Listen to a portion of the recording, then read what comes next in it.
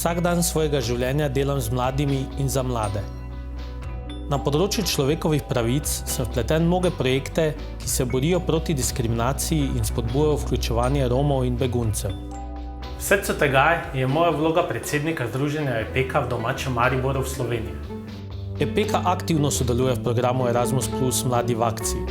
Skupaj mladim omogočamo različne mobilnosti, IVS priložnosti in usposabljanje za mladinske voditelje.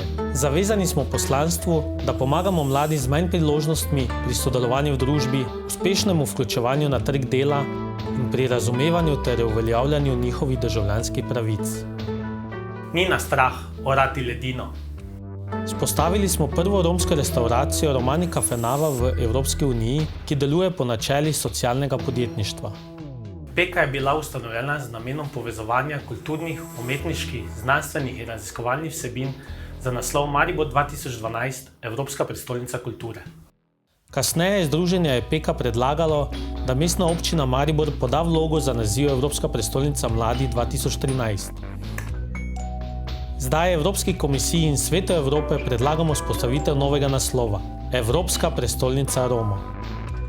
Danes imamo v Mariboru galerijo, socialno podjetje, mladinski center in druge namenske prostore. Prav tako smo odprli podružnice EPEKA, mladinske in kulturne organizacije v Avstriji, Črni Gori, Srbiji, Turčiji in Češki republiki.